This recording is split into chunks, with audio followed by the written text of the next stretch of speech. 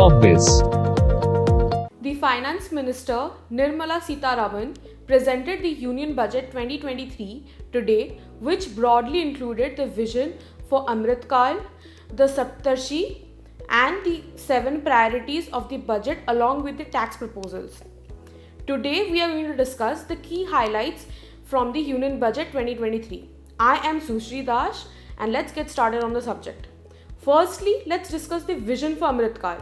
The vision for AmritKaal includes an economy which is technologically driven and knowledge based, along with strong public finances and a robust financial sector, along with the Jan Bhagidari through Sabka Saath Sabka Prayas, which is considered essential for achieving the same.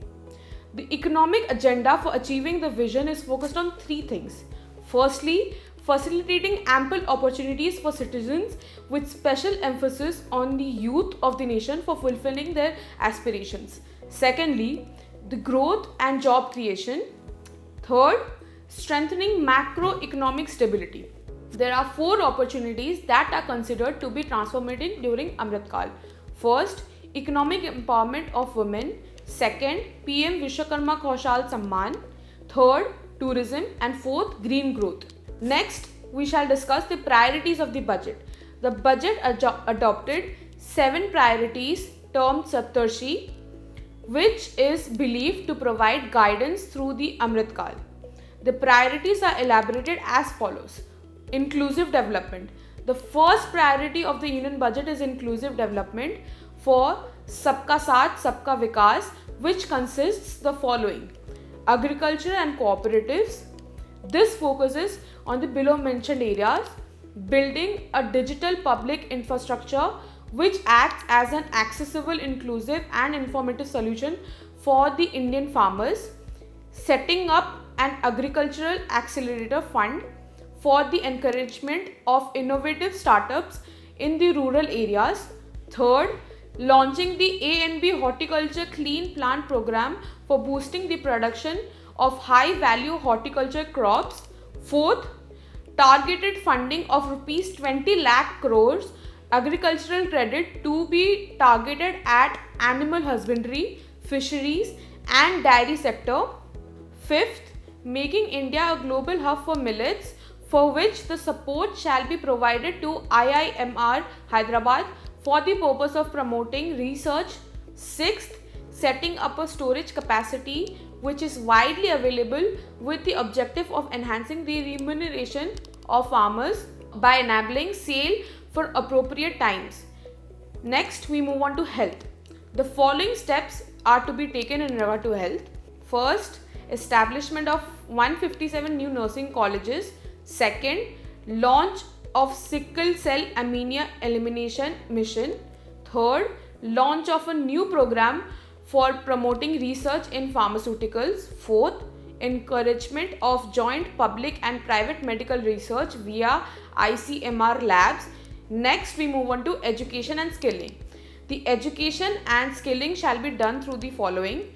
Firstly, revamping the teachers training, that is the District Institute of Education and Training. Second, setting up national digital libraries for children and adolescents. Third, encouraging the states towards setting up of physical libraries at panchayat and ward levels. Now we move on to reaching the last mile. This is the second priority of the budget and shall include the following. Firstly, launching up Pradhan Mantri PVTG Development Mission. Secondly, providing financial assistance to Karnataka for the purpose of micro irrigation in drought prone regions. Third, recruiting more teachers for the 740 Eklavya model residential schools. Fourth, setting up the Bharat Shared Repository for inscriptions. Infrastructure and investment. The third priority of the Union Budget 2023 is infrastructure and investment, and with respect to that, the following steps are to be taken. Firstly, increase in the capital investment outlay by 33.4% to 10 lakh crores. Second, continue with the 50-year interest-free loan to state governments for the purpose of incentivizing the infrastructure investments. Thirdly, highest ever capital outlay of rupees 2.4 lakh crores for the railways. Fourth, 100 transport infrastructure projects have been identified for end-to-end connectivity for ports, steel, coal and fertilizer sectors. Fifth is to create urban infrastructure in Tier 2 and Tier 3 cities through establishing Urban Infrastructure Development Fund. Now let's discuss unleashing the potential trust-based governance. The Union Budget 2023 also adopted unleashing the potential trust-based governance as one of its prioritized attempts to take up the following measures in this regard. Firstly, make AI in India and set up 3 specialized AI centers in educational institutions to enable AI-based solutions in health, agriculture and sustainable cities. Secondly, to introduce the National Data Governance Policy for enabling access to anonymized data for research and academia and startups. Third, Vivad Se Vishwas, one with less stringent contract execution by MSME to provide relief to the MSME affected during COVID. Fourth, Vivad Se Vishwas, to which focuses on an easier and standardized settlement scheme for the purpose of faster resolution of contractual disputes of the government and government undertakings. Then is to launch phase 3 of e-courts to ensure effective management of justice. Next is setting up the entity of DigiLocker for the use of charitable trusts and business enterprises in order to facilitate storing and sharing of documents securely with the business documents. Next is setting up of 100 labs for 5G service-based applications development for tapping the employment and business opportunities. The final point is the R&D grant for lab-grown diamonds LDG sector with the objective of encouraging domestic production and reducing the dependency on exports.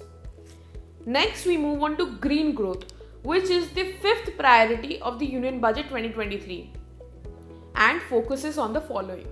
Firstly is the Green Credit Program, which shall be notified under FPA for incentivizing sustainable actions. Second is launching PM Pranam for incentivizing the states and union territories in order to promote the use of alternative fertilizers. Third is taking up of Mishti for mangrove plantation along with the coastline. Fourth is implementing Amrit Dhanbar for optimal use of wetlands. Fifth is establishing 500 new waste to wealth plants under the Govardhan scheme for promoting a circular economy. Sixth is setting up of 10,000 bio-input resource centers for facilitating farmers towards the adoption of natural farming. Seventh is promoting battery energy storage systems. Eighth is allocation of funds for the replacement of old polluting vehicles. Next, we move on to youth power. Youth power or Amrit PD is the 6th priority of the Union Budget 2023 and focuses on the following. Launching PMKVY 4.0 for the purpose of covering new courses such as robotics, coding, AI, etc. Secondly, taking measures for the promotion of the tourism sector in the country by selecting at least 50 designations via the challenge mode, which shall be developed as a complete package for domestic and foreign tourists. Third is encouraging the setup of unity malls for promoting one district, one product handicraft and GI products. Next, we move on to financial sector. The financial sector is the final priority of the Saptarishi of the Union Budget 2023, which deals with the below mentioned aspects. Firstly, setting up of National Financial Information Registry for enabling efficient lending, promote financial inclusion and enhance financial stability. Then is establishing Central Data Processing the Center for handling the administrative work under the Companies Act faster.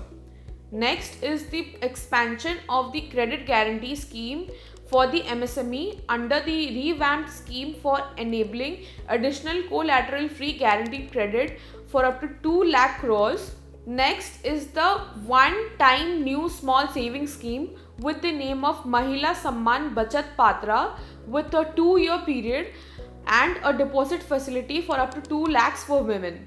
Next is certain benefits for senior citizens through enhanced maximum deposit limit for senior citizens savings scheme from 15 to 30 lakhs. Then is creating more trained professionals in the securities market through awarding educational certificates. Now we move on to fiscal management. Apart from the financial sector, fiscal management is also considered essential, and the following steps are to be considered. Firstly is the 50-year interest loans to states, which is to be spent on capital expenditure within 2023 to 24, and a part of this loan is conditional on states increasing capital expenditure, and the parts outlay shall be linked to states undertaking various reforms. Secondly is a fiscal deficit of 3.5 of GSTP is allowed to states, 0.5% tied with powers of sector reforms. Third is the target fiscal deficit to be below 4.5 by 2025 to 26. Next, we move on to tax proposals. A new tax regime is to become the default tax regime. However, citizens can opt for the old tax regime. The tax slabs according to the new tax regime are displayed in the background.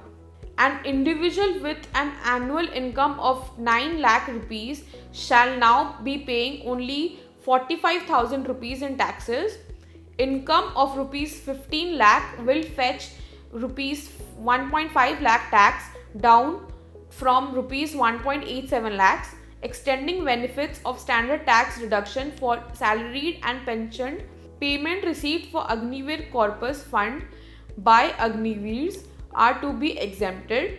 Tax exemption on leave encashment on the retirement of non-governmental salaried employees hiked to rupees 25 lakh to rupees 3 lakhs. A higher limit of rupees 3 crores for TDS on cash withdrawal is to be provided to cooperative societies. Next generation common IT return form is to be rolled out for taxpayer convenience. Grievance redressal mechanism is to be strengthened. TDS rate to be reduced from 30% to 20% on the taxable portion of EPF withdrawal in non-PAN cases. The rebate limit has been increased from 5 lakhs to 7 lakhs. The highest surcharge rate on income above 5 crores is reduced from 37% to 25%. The benefit of carrying forward of losses in shareholding of startups. Extension of the period for tax benefits to funds relocating to IFSC Gift City till 31st March 2025. Extending the incorporation date by 1 year for income tax startups. Deduction on payment made by MSME is only accepted when the payment is actually made. Now, finally, we shall conclude. In conclusion, the budget also discusses the funds allocated to various ministries of the amendment of various regulations. The Union Budget 2023 can provide the much needed relief to the middle class taxpayer, and the 7 priorities adopted by the government can foster the growth of the nation. So that concludes our video on the Union Budget 2023-24. For more such information and queries that you may have, you can contact Corpbiz from the details provided below. At Corpbiz, we have an excellent team of experts who can assist you with all your legal queries. You can also comment down below any of the questions that you may have. For more such videos, do subscribe to our channel. Thank you.